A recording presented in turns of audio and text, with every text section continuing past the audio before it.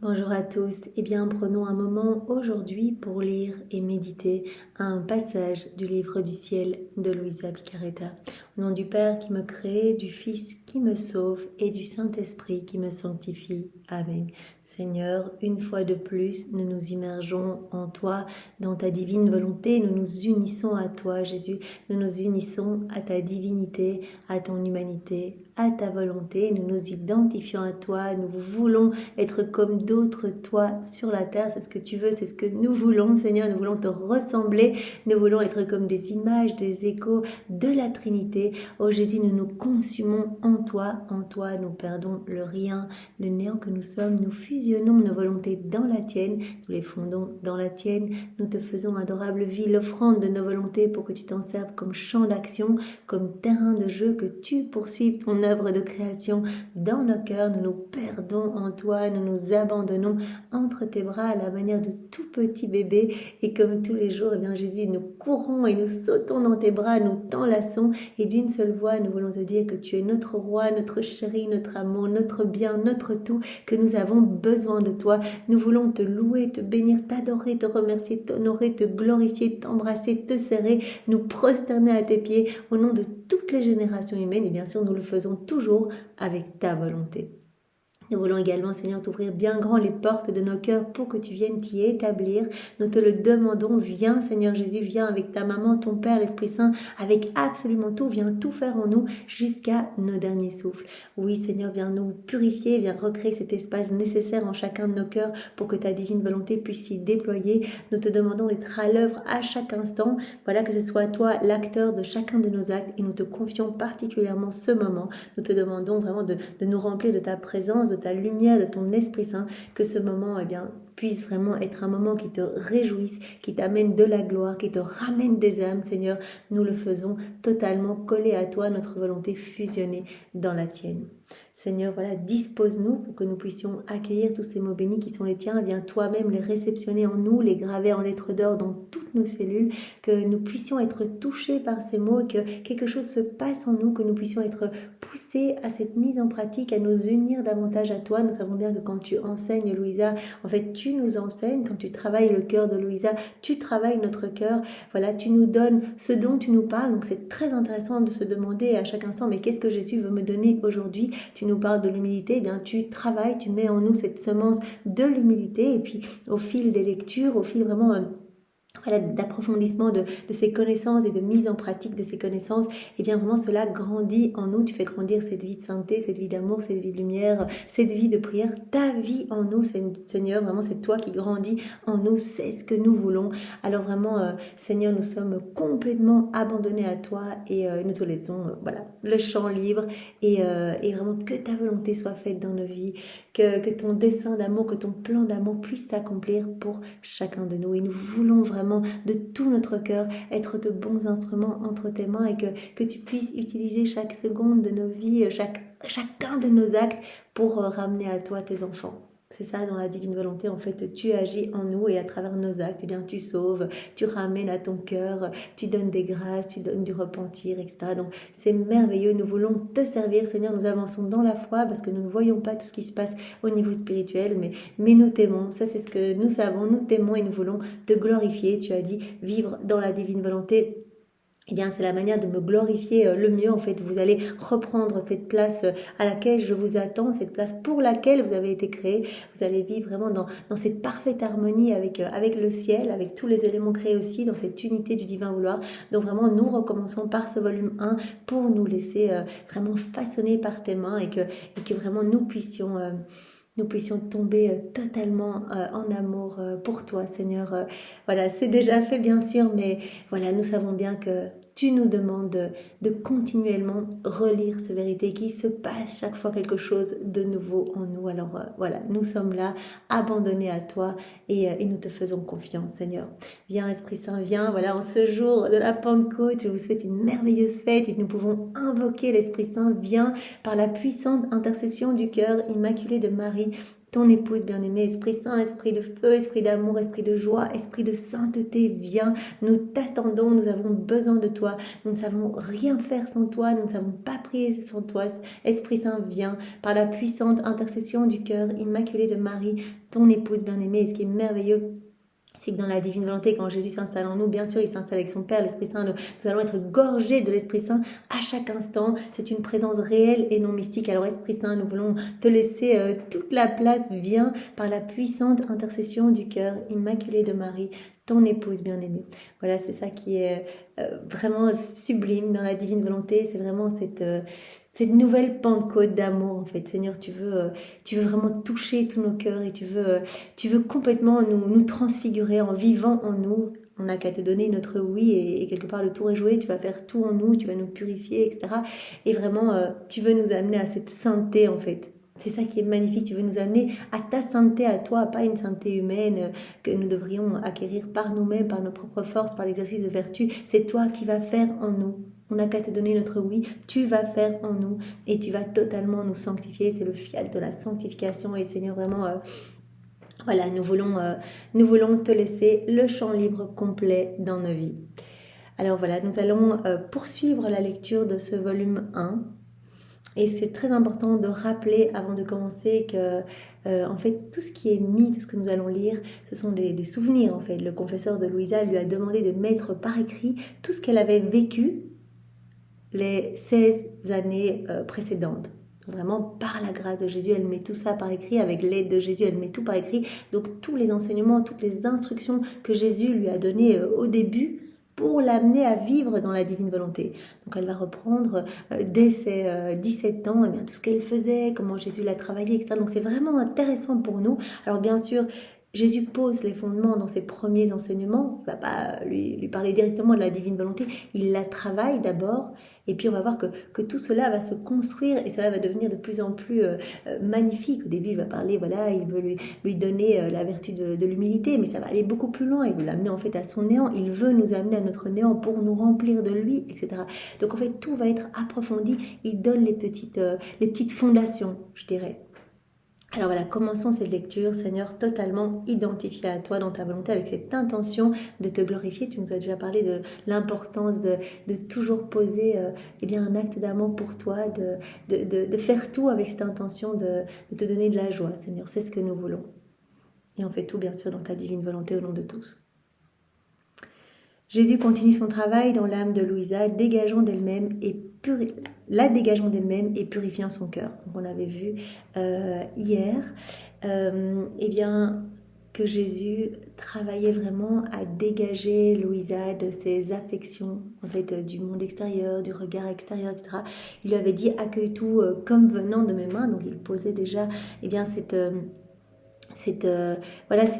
pierre, cette fondation, abandonne-toi en fait. Quoi qu'il t'arrive, quelqu'un te méprise, eh bien accueille cela comme quelque chose que j'autorise pour ta sanctification. Donc remercie-moi, loue-moi pour ces mépris, pour ces situations difficiles. Voilà, considère que c'est moi qui autorise cela pour élever ton âme. Voilà, Jésus lui avait demandé aussi de garder toujours son regard fixé sur lui, de ne pas s'attarder aux compliments ou autres des personnes. Il lui avait montré que l'amour humain est très, très volatile, très volage. Finalement, un jour on aime, le lendemain on n'aime plus, etc. Donc il y a vraiment, c'est très changeant. Donc Jésus avait dit, ne t'attache à rien en fait. Ne commence pas à essayer de plaire à droite, à gauche. Voilà, détache-toi aussi de toutes les conversations. En fait, garde tes yeux sur moi et ne pense qu'à me glorifier. Donc vraiment, voilà, Jésus a commencé à poser cela dans notre cœur. Je veux prendre toute la place. Jésus avait dit, je suis un époux jaloux. En fait, je ne supporte pas de partager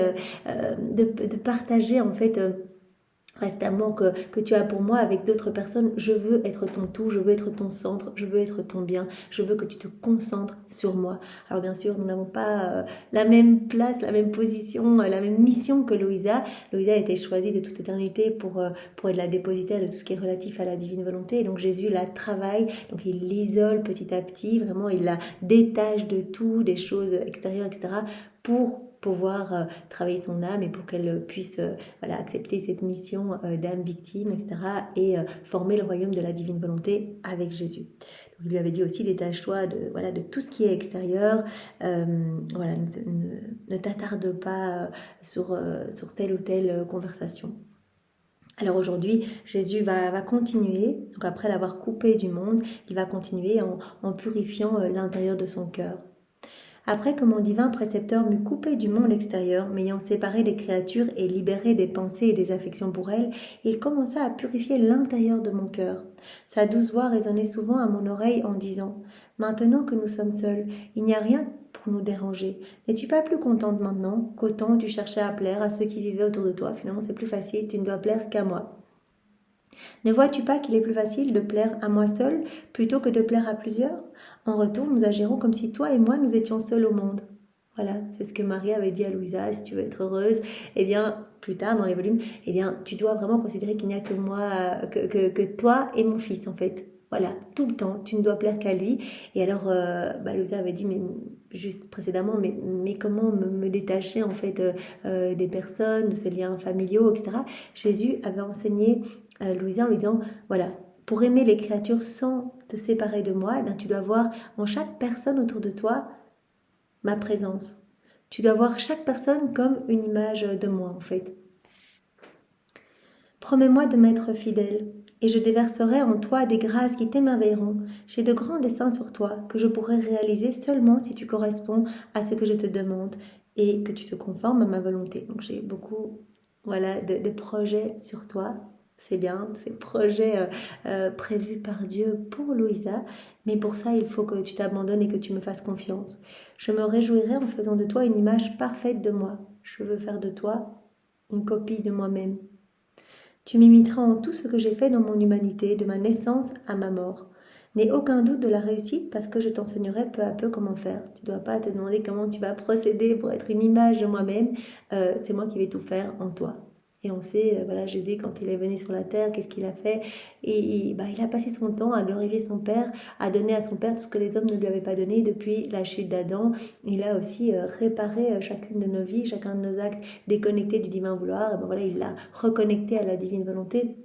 Cela lui a causé des souffrances atroces, donc il a donné la réparation à son Père pour tous nos péchés. Il a également subi des morts continuelles pour tous nos actes qui ne répondaient pas à l'amour de Dieu. Voilà, donc Jésus n'a fait que glorifier son Père et il veut maintenant qu'on soit d'autres lui sur la terre et qu'on puisse être comme des images de lui et que toute notre vie lui soit offerte pour le glorifier et pour réparer pour tous nos frères et sœurs. On entend, on voit des choses mauvaises, et bien qu'on ait ce réflexe de tout plonger dans la divine volonté pour n'offrir qu'adoration, louange, bénédiction à la Trinité.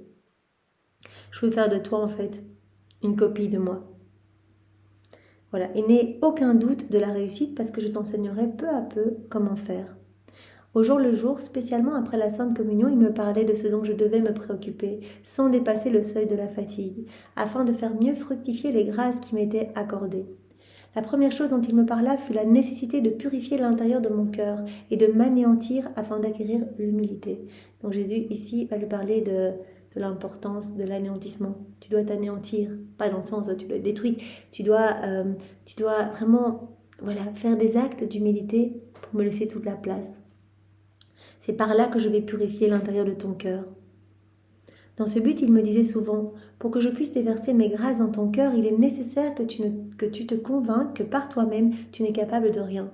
Donc Jésus, ici, enseigne Louisa, il nous enseigne à nous aussi comment arriver à cette humilité. On doit se convaincre que seul, en fait, on est capable de rien. On doit appeler Jésus tout le temps, en fait. Dire, Jésus, je suis comme un bébé, j'ai besoin de toi, on va tout faire ensemble. Donc on voit bien que ce sont les prémices, en fait, qui vont amener Louisa et chacun de nous, à travers les volumes, arriver à cette mort à nous-mêmes pour laisser Dieu vivre en nous. Il faut que tu te convainques que par toi-même, tu n'es capable de rien. Je comble de mes dons et de mes grâces les âmes qui hésitent à s'attribuer à elles-mêmes les bons effets de leurs travaux faits avec ma grâce. Je les regarde avec beaucoup d'approbation. Les âmes qui considèrent mes dons et mes grâces comme si elles les avaient acquises par elles-mêmes commettent beaucoup de larcin. Jésus n'aime pas du tout en fait quand on s'attribue à nous-mêmes voilà, les fruits de nos travaux, voilà, je vais à la messe, Seigneur, tous les jours, voilà, j'ai cette attirance pour faire le rosaire que je t'offre tous les jours, ou j'aime aller adorer tous les jours, voilà, Jésus dit en fait tout est grâce, tout est donné par moi. Si tu peux aller adorer toute la nuit, c'est parce que je t'ai donné cette grâce. Donc Jésus ne veut pas qu'on s'attribue à nous-mêmes les fruits que nous portons.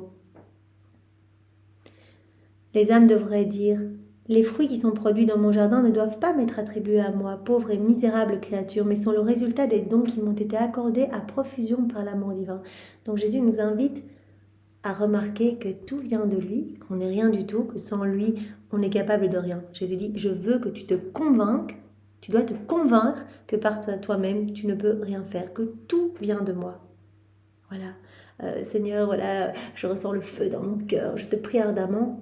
C'est parce que c'est une grâce que tu m'as donnée. Voilà, demain tu peux me retirer cette grâce ou autoriser dans ma vie voilà, une période de sécheresse. Je sais que tout est grâce. Voilà, Jésus veut qu'on en arrive à ce point, sans qu'on on n'est pas grand-chose, on n'est rien du tout, et que tout vient de l'amour de Dieu pour nous, que tout est cadeau. Notre vie, qui est maintenue par le souffle de Dieu, l'air, la création, là où nous sommes nés, etc., tout est cadeau. Souviens-toi que je suis généreux et que je verse des torrents de grâce sur les âmes qui reconnaissent leur néant, qui n'usurpent rien pour elles-mêmes et qui comprennent que tout s'accomplit par le moyen de ma grâce. Je suis très généreux quand on reconnaît que tout est grâce en fait. Je donne encore plus à profusion. Ainsi, en voyant ce qui se passe en elles, ces âmes me sont non seulement reconnaissantes, mais elles vivent dans la peur de perdre mes grâces, mes dons et mes faveurs si elles ne me plaisent plus. Voilà, reconnaissant que tout est grâce, on va avoir peur en fait de déplaire à la Trinité et qu'on nous retire ces grâces et on va être continuellement dans l'action de louange, de grâce en fait. Et Jésus dit, j'aime en fait qu'on me remercie. Voilà, j'aime qu'il y ait ce retour, je donne tout et j'attends vraiment qu'il y ait cette petite reconnaissance en fait. Que l'âme finalement toute seule, elle ne peut rien faire. Donc vraiment prenons l'habitude de dire... Jésus, eh bien, voilà, je m'abandonne à toi, tout est grâce, je te fais confiance, je t'aime, je te loue, je te bénis pour tout ce que tu autorises dans ma vie. Et je sais que toi, voilà, tu vois beaucoup plus loin, puisque tu vois ma vie en un seul point, tout est repris dans la divinité, dans ton acte unique. Et voilà, peut-être que moi, j'ai l'impression que cette situation, c'est une marche, enfin, c'est un mur. Mais en fait, toi, tu vois que ça va être bénéfique pour mon âme et pour mon corps. Voilà, tu vois que cela va me faire évoluer spirituellement. Donc ces âmes qui reconnaissent que tout est grâce, elles vont être continuellement dans la louange et elles vont vivre également dans la peur de perdre mes grâces, mes dons et mes faveurs si elles ne me plaisent plus. Je ne peux pas entrer dans des cœurs qui sont enfumés par l'orgueil et qui sont si boursouflés d'eux-mêmes, qui n'ont pas de place pour moi. Voilà, Jésus veut qu'on se détache de toute considération personnelle. Voilà, si on est rempli de nous-mêmes, qu'on a l'impression qu'on fait tout par nous-mêmes, il ne peut plus agir en nous en fait. On se remplit d'amour propre. Et Jésus veut nous amener petit à petit, et c'est ce qu'il va faire à travers tous ces volumes, à faire mourir notre ego, notre amour propre. Il va petit à petit mortifier notre volonté propre pour que sa divine volonté puisse se déployer en nous. Il va nous amener vraiment à cet anéantissement, à mourir complètement à nous-mêmes, à reconnaître en fait qu'on n'est rien sans lui. Et à ce moment-là, quand on n'est rien, on se fait capacité et on peut accueillir le tout qu'il est. Voilà, Seigneur, je suis rien du tout. Eh bien, tu peux me remplir complètement, en fait. Tu peux tout me donner parce que je suis rien. Et tout vient de toi. Je ne peux pas rentrer dans les cœurs qui sont enfumés par l'orgueil, qui sont si boursouflés d'eux-mêmes, qui n'ont pas de place pour moi. Ils ne font pas crédit à mes grâces, et de chute en chute, ils vont à leur ruine.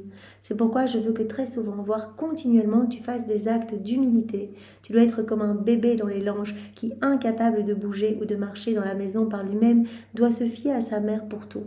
Donc Jésus nous donne vraiment des petits conseils. Ces premières pages du volume 1, comment tu peux faire pour essayer de faire mourir un peu ton ego, en fait. Reconnais que tout est grâce. Voilà, reconnais que tu n'es capable de rien sans moi. Et je veux que tu fasses des petits actes d'humilité. C'est-à-dire, voilà, tu dois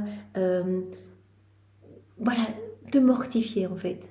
Tu dois faire ces petits actes en disant, Seigneur, je t'aime et voilà, allons nous confesser. quand on va se confesser, mais c'est vraiment, c'est un acte d'humilité. Seigneur, mais j'ai encore chuté, mais je t'aime et j'ai foi en ta miséricorde. Et je sais que toi, tu vas me laver de ton sang, de tes larmes et que mon petit péché, finalement, dans l'océan de ta miséricorde, c'est pas grand-chose. C'est vraiment une petite goutte noire que je viens immerger dans ton océan d'amour brûlant pour moi.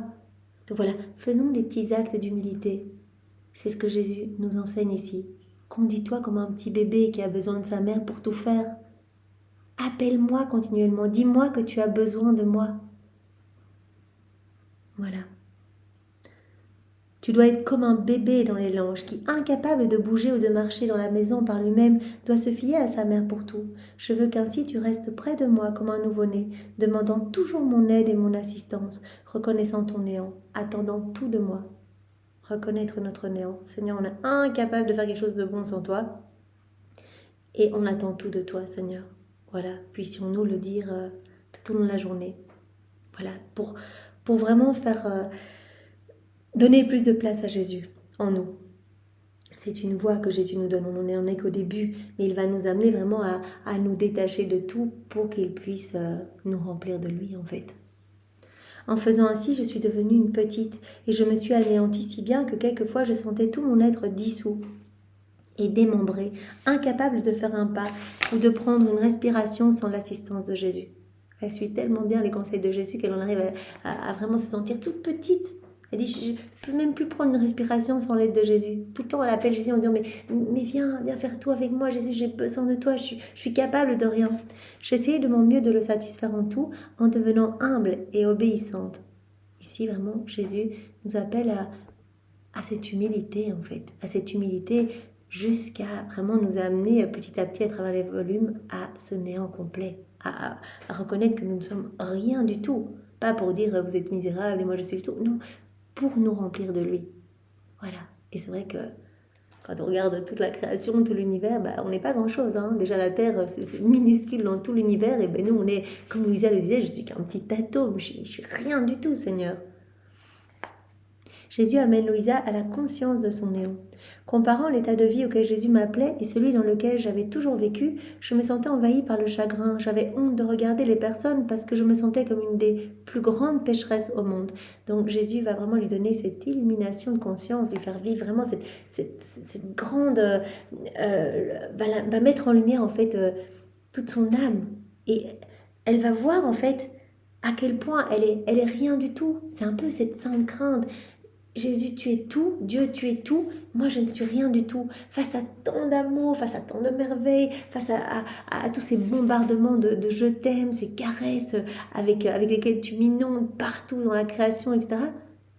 Je suis si ingrate, je réponds si mal à ton amour. Face à ton immensité, je me vois toute petite. Donc, Louisa va vraiment recevoir cette grâce de se voir en fait, de voir son âme, d'avoir cette connaissance d'elle-même. Jésus veut nous amener à cette connaissance de nous-mêmes. J'avais honte de regarder les personnes parce que je me sentais comme une des plus grandes pécheresses au monde. J'avais le goût de me retirer dans ma chambre, loin des créatures, et de me dire si seulement ils savaient à quel point j'ai été pécheresse et combien de grâce le Seigneur m'a accordé, ils seraient horrifiés. Donc le Seigneur la pousse par cette grande connaissance d'elle-même à en fait s'isoler. Le Seigneur veut la libérer en fait de tous ces liens affectifs, etc. Veut vraiment l'amener à cette solitude pour la travailler dans cet isolement. Il l'amène, il la prépare pour toutes ces années qu'elle va passer seule dans son lit, etc. Tout ça, c'est une préparation pour son âme. Et par cette grande connaissance, en fait, elle se sent la plus mauvaise de toutes. Elle se sent la plus petite de toutes. Pas mauvaise dans le sens, j'ai commis des choses atroces, etc. Mais mauvaise face à l'immensité de Dieu, à son amour inconditionnel pour nous. Si on avait tous cette illumination, on ne pourrait rien faire d'autre que se mettre à genoux en disant « Mais Jésus, je suis néant, je suis rien, mais viens au secours de ma pauvreté, viens tout faire avec moi. Parce que sans toi, je fais rien de bon.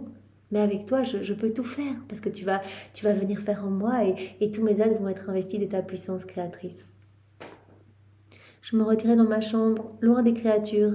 Je me disais si seulement il savait à quel point j'étais pécheresse et combien de grâce le Seigneur m'a accordé, il serait horrifié. J'espère que Jésus ne leur permettra pas de me connaître, parce que s'il le savait, je pourrais me suicider. Bien sûr, c'est une manière de parler. Donc Louisa n'a que 17 ans et elle relate.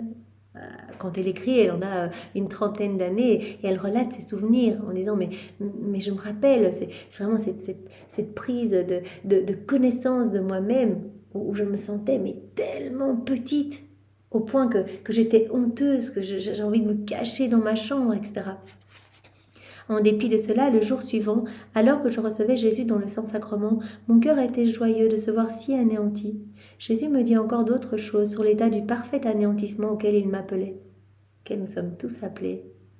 Et il me faisait des suggestions toujours différentes de celles de la précédente visite. Jésus qui enseigne Louisa.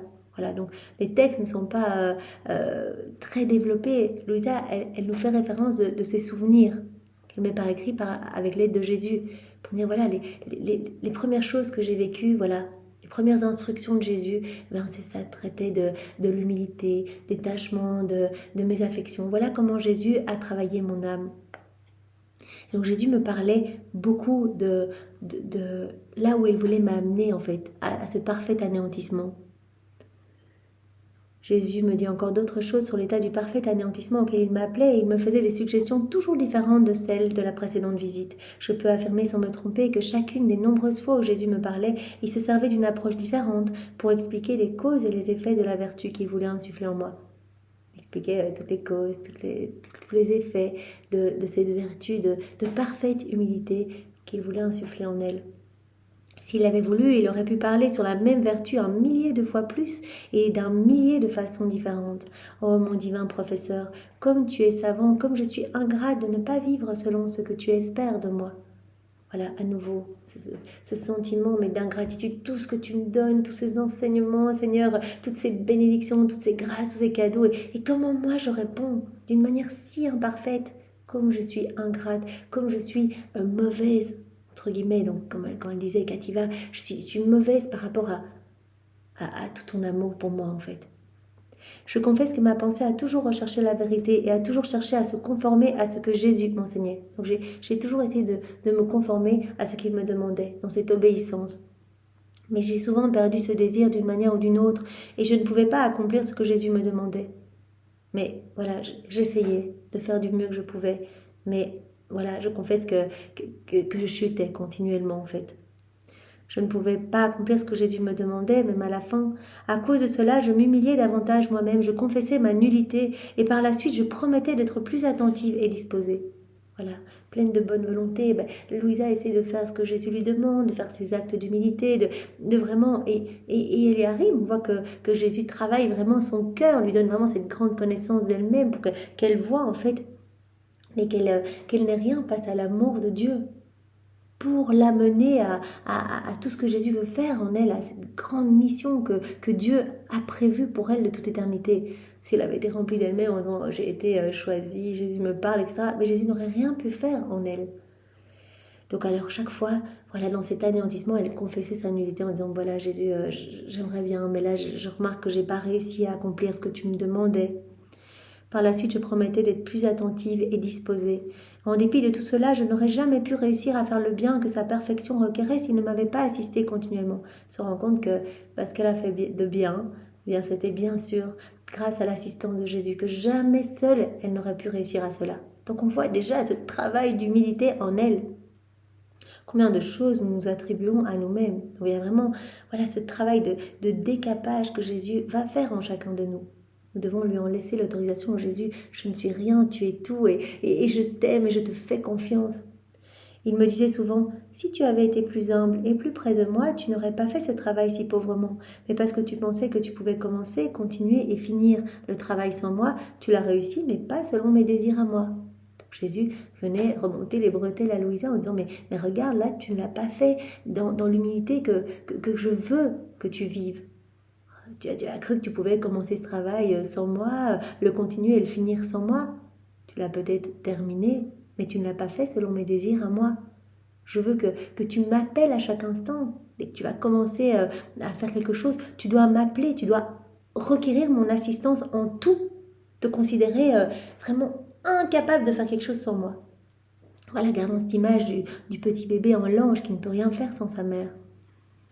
Pour cette raison, demande mon assistance au commencement de tout ce que tu entreprends. Assure-toi que je sois toujours présent pour travailler avec toi et ce que tu fais sera complété avec perfection. Si tu m'appelles en tout, eh bien ce que tu fais sera fait avec perfection. Donc voilà, on voit déjà l'ébauche, voilà le début. Jésus qui dit, appelle-moi en tout. Donc au début, il va nous apprendre à l'appeler pour après, vivre complètement en nous, faire chacun de nos actes en disant Jésus, c'est toi qui fais en fait. C'est-à-dire qu'on ne fait plus viens m'accompagner, Jésus est à côté de moi, mais au fil des volumes, on va apprendre vraiment à laisser Jésus faire tout déborder vraiment de notre humanité, agir à partir de tout ce que nous sommes, regarder à travers nos yeux, parler à travers nos bouches, marcher dans chacun de nos pas, etc. Et donc Jésus ici apprend à Louisa à l'appeler dans tout ce qu'elle fait. Demande mon assistance au commencement de tout ce que tu entreprends. Assure-toi que je sois toujours présent pour travailler avec toi.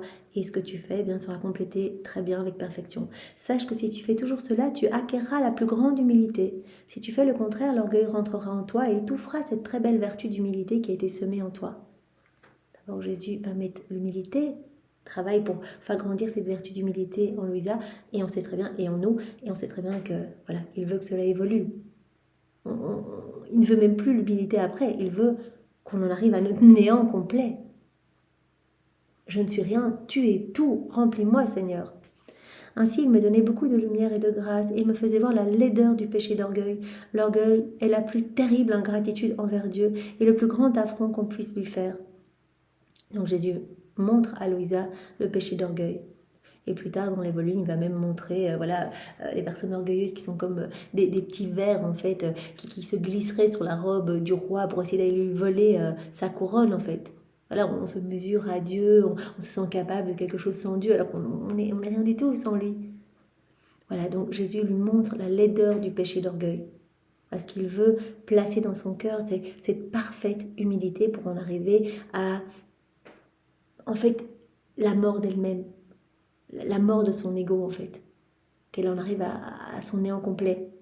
Et c'est le travail qu'il veut faire en chacun de nous. L'orgueil est la plus terrible ingratitude envers Dieu et le plus grand affront qu'on puisse lui faire. C'est la plus grande ingratitude. Dieu nous donne tout vient de lui et on lui rend rien et on s'attribue tout comme si cela venait de nous. C'est un affront terrible pour la Trinité. Le péché d'orgueil aveugle l'âme complètement, l'amène à tomber dans une grande impiété. On est rempli de nous-mêmes, on est rempli de notre amour propre, de tout ce qu'on fait, on croit que vraiment on est maître de notre vie, etc. Et cela nous conduit à souvent une grande impiété et conduit cette âme remplie, boursouflée d'orgueil, la conduit à sa ruine en fait. On voit que toutes les personnes qui servent Satan, ou peut-être qui le servent sans s'en rendre compte, sont remplies d'eux-mêmes en fait, sont continuellement en train de se vanter, etc.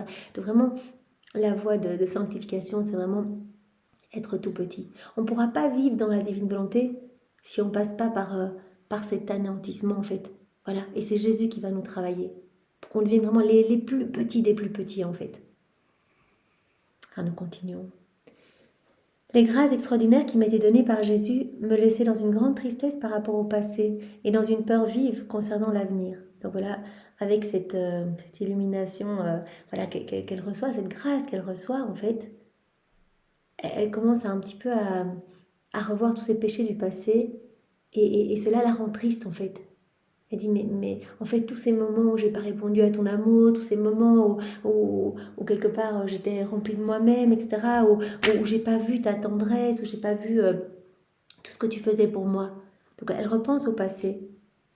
J'étais dans cette peur vive concernant l'avenir aussi. Et elle se disait, mais est-ce que dans l'avenir, je vais réussir à t'aimer comme tu m'aimes? Enfin, vraiment, à avoir ton amour et à pouvoir vraiment te faire plaisir par ma vie. Ne sachant que faire pour réparer les dommages du passé, j'essayais des mortifications choisies de mon propre chef. Je demandais aussi des mortifications à mon confesseur, mais elle ne m'était pas toujours consentie. Toutes les pénitences que je faisais me semblaient insignifiantes. Elle demande à son confesseur, donne-moi des mortifications pour que je puisse expier tous ces péchés du passé. Je ne peux plus revenir sur le passé. Parce que j'étais incapable de changer le passé et que je ne savais que faire d'autre, je me mettais à pleurer à la pensée de mes péchés passés. Je me tournais finalement vers mon toujours aimable Jésus.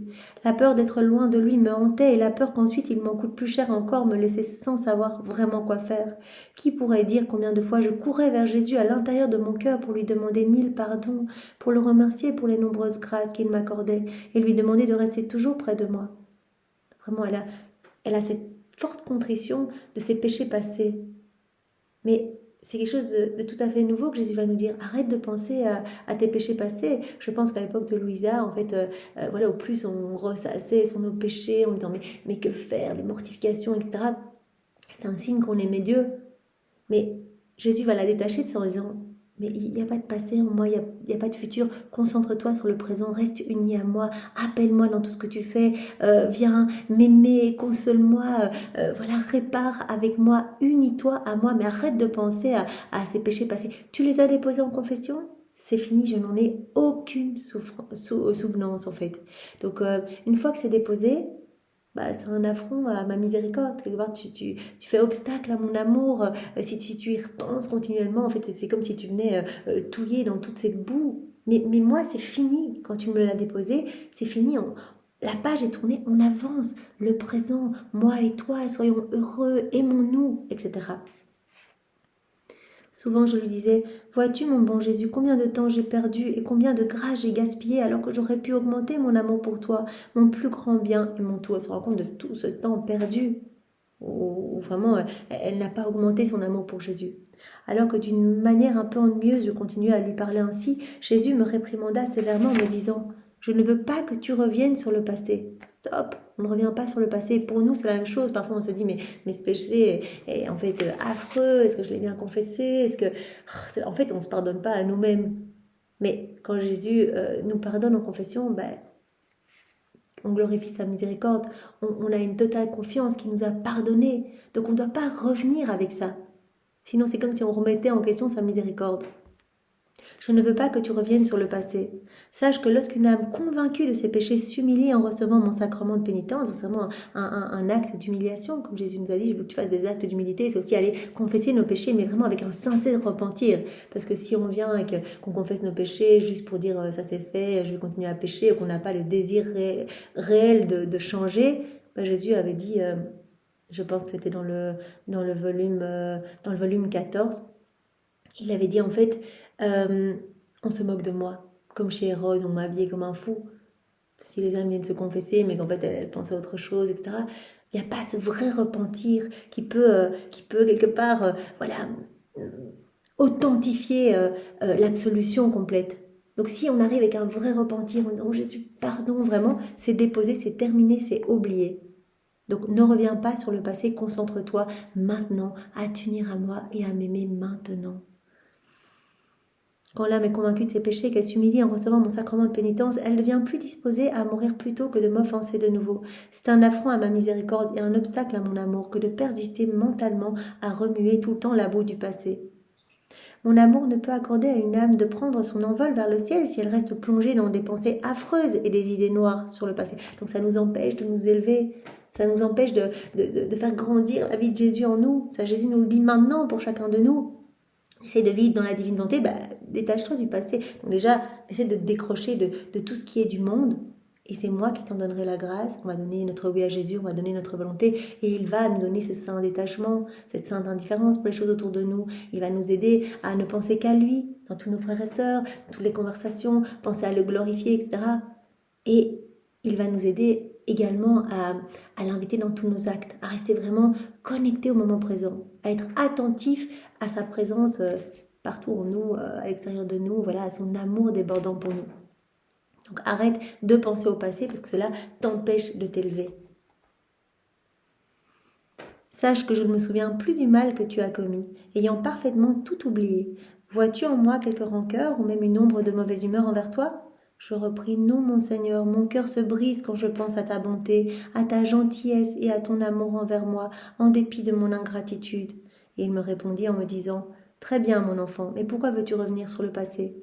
Comme il serait beaucoup mieux si nous pensions à notre amour l'un pour l'autre. Essaye à l'avenir d'uniquement me plaire et tu seras toujours en paix. Si tu veux la paix, reste connecté au moment présent. essaye de me plaire. Donc Jésus amène déjà voilà, les prémices et la petite amorce de la pureté d'intention dont il va nous parler tout au long des écrits du ciel, tout au long des volumes que nous allons voir, en tout cas nous allons voir ensemble jusqu'au volume 11, et tous ceux qu'on a déjà vus ensemble. Jésus nous parle tout le temps de cette pureté d'intention. C'est super important qu'on fasse tout par amour pour lui, puisque c'est l'intention qui change la finalité de notre acte. Donc si on a une intention de faire les choses pour nous, bah, on ne glorifie pas Dieu. Donc fais tout dans le moment présent. Pense à moi, unis-toi à moi, aime-moi, arrête de ressasser la boue du passé. C'est bon, c'est oublié. Tu t'es confessé, c'est bon maintenant. On avance et concentre-toi pour me plaire en fait. Voilà, essaye de me plaire en toutes choses. Pense à moi, garde tes yeux fixés sur moi. Et alors tu seras toujours en paix. La créature doit garder son regard fixé sur Jésus et n'agir qu'avec lui et que pour lui. À partir de ce moment, pour satisfaire mon adorable Jésus, je ne pensais vraiment plus au passé. Donc on voit bien combien Louisa se conforme à ce que Jésus lui demande. Jésus lui enseigne quelque chose, directement elle le met en pratique. Fais tes actes d'humilité, elle le fait. Elle accepte vraiment voilà, cet anéantissement, etc. Jésus dit ne repense plus au passé, hop, elle arrête d'y penser. Voilà, je ne pensais plus au passé. Cependant, je l'ai souvent imploré pour qu'il m'enseigne comment faire réparation pour mes péchés passés. Elle ne pense plus au passé, mais elle dit, mais je voudrais quand même essayer de faire réparation pour tout ça. Il me dit, tu vois bien que je suis prêt à t'accorder ce que tu désires. Essaye de te souvenir de ce que je t'ai dit il y a quelque temps. La meilleure chose à faire est d'imiter ma vie. Imite ma vie. Je veux que tu sois comme un écho de moi-même. Donc voilà, imite-moi, regarde-moi, voilà, mets-toi devant moi comme devant un miroir. Imite ma vie. Conforme-toi à moi. Qu'est-ce que j'ai fait lors de mon passage sur la terre? Comme on l'a dit précédemment, je glorifiais mon Père. Eh bien, glorifie-moi en toutes choses. Remercie-moi en toutes choses. Aime-moi en toutes choses. Regarde-moi, je n'étais qu'humilité. Fais tes actes d'humilité. En toutes choses, appelle-moi. Comme moi, en toutes choses, je disais, Père, que ta volonté soit faite. Regarde comment moi j'étais. Conforme-toi à ma vie. Imite ma vie. Dis-moi maintenant ce que tu veux. Je lui répondis, Seigneur, j'ai besoin de tout, car je n'ai rien. Et Jésus poursuivit, très bien, n'aie pas peur, car petit à petit nous ferons tout. Nous ferons tout, nous, toi et moi. Donc Jésus ne va pas nous laisser essayer de nous débrouiller tout seul pour arriver à ce qu'il veut. Non, nous ferons tout, nous dit Jésus.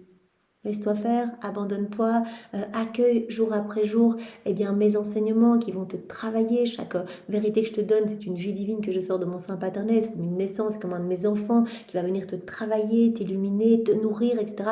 Donc laisse-toi vraiment façonner. Nous ferons tout ensemble. J'organiserai tout dans ta vie. Tu n'as pas à te préoccuper de comment tu vas faire. Je ferai avec toi. Je t'aiderai. N'aie pas peur, car petit à petit nous ferons tout, je sais combien tu es faible. C'est de moi que tu recevras la force, la persévérance et la bonne volonté. Fais ce que je t'ai dit. Je veux que tes efforts soient honnêtes. Tu dois garder un œil sur moi et l'autre sur ce que tu fais. Je veux que tu saches faire abstraction des personnes, pour que quand on te demande de faire quelque chose, tu le fasses comme si la demande venait directement de moi. Alors Jésus demande à Louisa, donc non seulement comme Jésus lui a enseigné juste précédemment, considère que tu n'es rien du tout, que tu n'es capable de rien sans moi, fais tes actes d'humilité, considère-toi vraiment comme un bébé. Hier, Jésus lui enseignait en disant mais finalement, accueille tout comme venant de mes mains, même du mépris, eh bien accueille comme si j'autorisais cela pour ta sanctification, pour vraiment que ton âme puisse se purifier, etc. Jésus dit, répète encore aujourd'hui, fais abstraction des personnes. Pour que quand on te demande de faire quelque chose, tu le fasses comme si la demande venait directement de moi. Quand on te demande quelque chose, eh bien considère que c'est moi qui te le demande. Comme mon mari, qui était vierge consacrée, qui était offerte au temple à ses 3 ans, dur quelque part, mais tout accueilli comme venant des mains de Dieu. Que ta volonté soit faite. J'arrive au temple et la petite cloche sonnait, elle allait nettoyer le sol, mais que ta volonté soit faite. Elle ne regardait pas la dureté de la tâche, elle ne regardait pas la difficulté ou la grandeur de la tâche. Elle disait, mais j'accueillais tout comme si c'était un appel de la divine volonté. C'était un appel de la divine volonté pour moi. Voilà, on me demandait d'aller préparer le repas, c'était Dieu qui me le demandait. Donc voilà, j'obéissais. En fait, que ta volonté soit faite à tout ce qui m'arrive. Donc c'est ce que Jésus demande à Louisa, petit à petit. Il lui demande de se détacher des choses extérieures, de vraiment de descendre en elle-même et de faire ses actes d'humilité et de faire abstraction des personnes autour d'elle, de tout accueillir comme si c'était Jésus qui lui demandait lui-même. Quand quelqu'un te demande de faire quelque chose, eh bien je veux que tu le fasses comme si la demande venait de moi, les yeux fixés sur moi. Ne juge personne. Commence pas à juger. Déjà, si tu commences à regarder, Jésus avait dit dans un autre volume, si tu regardes, automatiquement tu vas penser quelque chose, donc tu vas rentrer dans le jugement. Ne juge personne. Accueille. Que ta volonté soit faite, Seigneur. J'accueille ça comme si c'est toi qui me le demandais. Ne regarde pas pour voir si la tâche est douloureuse, dégoûtante, facile ou difficile. Tu fermeras tes yeux à tout cela, mais tu ne les ouvriras que sur moi. Garde tes yeux fixés sur moi. Ce que Jésus nous dit là maintenant depuis 2 jours. Sachant que je suis en toi et que je surveille ton travail. Je suis toujours à côté de toi et considère tout comme venant de moi. Merci Seigneur. Je dois faire cette immense vaisselle, personne ne vient m'aider. Amen. Que ta volonté soit faite, Seigneur. Voilà, tu autorises ça pour vraiment pour travailler mon humilité et pour vraiment exercer la mortification de ma volonté propre. Et voilà, je te fais confiance. C'est que c'est toi qui me le demandes. Dis-moi souvent, Seigneur, donne-moi la grâce de bien faire du commencement à la fin, dans tout ce que j'entreprends, et que j'agisse seulement pour toi. Je ne veux plus être l'esclave des créatures. Je veux plus être esclave de ce que les autres pensent de moi, je veux plus rentrer dans tout ça. Libère-moi de tout, Seigneur. Je veux qu'il n'y ait que toi et moi. Donne-moi la grâce de bien faire du commencement à la fin. Je veux tout faire avec toi, Seigneur, avec l'intention de te plaire, pour toi, Seigneur. Donc Jésus, là, commence à nous parler de cette pureté d'intention. Je veux tout faire pour toi, avec cette intention de te glorifier, de te donner de la joie, Seigneur. Fais ainsi pour que quand tu marches, tu parles, tu travailles ou fais n'importe quoi d'autre, tu agisses seulement pour ma satisfaction et mon plaisir. Quand tu subis des contradictions ou reçois des blessures, je veux que tu aies les yeux fixés sur moi et que tu crois que tout cela vient de moi et non pas des créatures. Même dans les petites mortifications, les critiques, les jugements, les calomnies, tout ce qu'on peut vivre, Jésus dit j'autorise pour quelque chose. Considère que j'autorise cela pour justement travailler ton âme. Voilà. Donc, dans ces mortifications, mortifications ou je veux dire calomnie, méchanceté autour de nous, considère que je te dis, ma fille, en fait, j'autorise cette souffrance pour que tu me ressembles. J'autorise cela. Accepte tout. Dans la divine volonté, tout ce qu'on vit, c'est autorisé par Jésus. Fais comme si de ma bouche tu entendais ceci, ma fille, je veux que tu souffres un peu.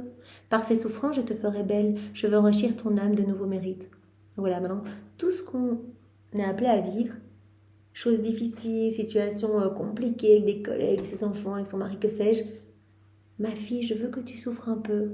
Seigneur, j'accueille tout comme venant de tes mains, que ta volonté soit faite. Et j'entends derrière cette personne qui est en train de me blesser, j'entends, ma fille, je veux que tu souffres un peu pour le bien de ton âme.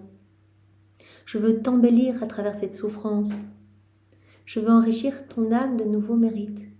C'est bien que les souffrances, c'est vraiment le décapage de notre âme, c'est la voie royale pour la sanctification.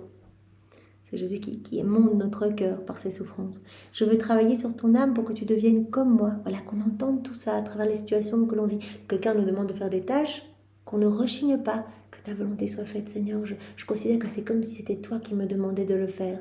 Voilà, tu travailles mon humilité à travers ça. Je te remercie, Seigneur, j'accueille tout et je le fais en souriant, en te bénissant, en te demandant de venir tout faire avec moi. Voilà, quelqu'un qui me fait vivre des situations difficiles, j'entends... Ma fille, je veux que tu souffres un petit peu pour t'inonder de nouveaux mérites, pour te donner tellement, pour embellir ton âme, etc. J'accueille tout ce qui m'arrive comme venant de toi, Seigneur. C'est ça. Vous voyez comment Jésus commence déjà à travailler nos cœurs pour qu'on arrive à ce total abandon. Je veux travailler sur ton âme pour que tu deviennes comme moi. Et pendant que tu endures tes souffrances pour mon amour, je veux que tu me les offres en me remerciant de t'avoir fait gagner des mérites. Et Jésus va même plus loin. Voilà, ces souffrances, accepte-les, remercie-moi, considère que j'autorise cela. Donc en fait, en chaque personne qui se trouve autour de nous, on doit voir en fait comme Jésus caché qui essaie de nous faire grandir à sa ressemblance en fait. Voilà, personnes qui nous demandent des choses, voilà, Jésus, c'est toi qui me le demandes, des personnes qui quelque part nous font souffrir. Ma fille, je veux que tu souffres un peu pour que tu colles avec moi à la croix, etc. Je veux continuer ma vie en toi. Et Jésus va même plus loin, offre-moi ces souffrances en me remerciant. Merci Seigneur, je te loue, je te bénis pour cette personne qui me fait gagner de nouveaux mérites. En le faisant, tu compenseras avantageusement pour ceux qui t'ont fait du mal ou qui t'ont fait souffrir. Vous voyez ça, aimer vos ennemis. Ça devient si lumineux ici en fait. Merci Seigneur, en fait cette personne me donne l'occasion de me rapprocher de toi, de partager tes peines et tes souffrances. Je te loue, je te bénis pour cette personne Seigneur. Personne qui m'occasionne ces souffrances. Je te les offre Seigneur pour sa conversion, pour la conversion de tous mes frères et sœurs, pour leur sanctification, pour qu'ils te rencontrent, pour qu'ils t'aiment, pour que tu puisses reprendre ta place d'honneur au milieu d'eux. En le faisant, tu compenseras avantageusement pour ceux qui t'ont fait du mal et qui t'ont fait souffrir. Ainsi, tu marcheras tout droit devant moi. Ces choses ne te dérangeront pas et tu connaîtras une paix parfaite. Acceptation de tout, l'abandon, voilà, va nous amener à cette paix parfaite. Donc Jésus nous amène petit à petit. Alors, il va encore en parler beaucoup de cet abandon. Tout au long des volumes, il va aller de plus en plus profondément dans cet abandon entre ses bras, lui faire confiance. Mais ce sont des petits prémices, des petits souvenirs dont Louisa se rappelle, des petites paroles que Jésus lui a données. Accueille tout, voilà, on te demande quelque chose, on te critique, peu importe, accueille tout. Par contre, détache-toi des créatures. Je veux vraiment que tu fasses abstraction des personnes autour de toi. Ne vois que moi, garde tes yeux fixés sur moi. Donc si on t'encense, non, balai, tu ne dois plaire qu'à moi. Voilà, parce que les créatures autour de toi sont volages de toute façon. Et donc, voilà, concentre-toi sur mon amour, accueille tout, réponds à mon amour, appelle-moi dans tout ce que tu fais tes actes d'humilité, abandonne-toi. C'est si beau. Merci Seigneur. Eh bien, sois immensément béni pour voilà, tout ce que tu fais en chacun de nous. Voilà, on travaille dans le cœur de Louisa, tout ce que tu mets dans nos cœurs, toutes ces petites semences merveilleuses. Nous t'adorons, Seigneur. Vraiment, nous t'adorons et nous voulons te serrer fort dans nos bras et t'embrasser avec les baisers de Maman Marie, te recouvrir de ton amour à toi que tu as placé dans la création, tout l'amour que tu as placé dans l'œuvre de la rédemption, tout l'amour que tu as placé dans les sacrements. On veut t'inonder de l'amour du Père, on veut t'aimer avec l'amour de l'Esprit Saint, avec l'amour trinitaire, avec l'amour des anges, avec l'amour de Louisa, avec l'amour de toute la cour céleste. Voilà, on veut t'aimer Seigneur et on veut vraiment le faire continuellement. Et nous t'offrons bien, la maternité de Maman Marie, nous t'en enveloppons Seigneur et nous te donnons d'ores et déjà nos cœurs pour que tu fasses de nous ce que tu veux Seigneur. Nous sommes complètement offerts et nous nous réjouissons bien, de pouvoir jusqu'à notre dernier souffle bien, nous nourrir de ce lait divin, en fait, ce lait de tes vérités, parce qu'à chaque fois quelque chose se passe en nous, même si on a déjà lu ce volume 1, bien, quelque chose se passe à chaque fois, quelque chose de nouveau. Tu nous donnes chaque fois plus, Seigneur, et c'est si merveilleux. Nous ne pouvons que vraiment exulter de joie face à tant de merveilles, tant de cadeaux. Amène-nous vraiment aussi à vraiment... à notre anéantissement, Seigneur, nous te le demandons et à cette connaissance plus grande de nous-mêmes, qui nous sommes par rapport à l'immensité que tu es, en fait. Voilà, nous te demandons cette grâce, Seigneur. Merci Jésus, au nom de tous. Au nom du Père et du Fils et du Saint-Esprit. Amen. Soyez tous bénis. Belle journée à tous. Au revoir.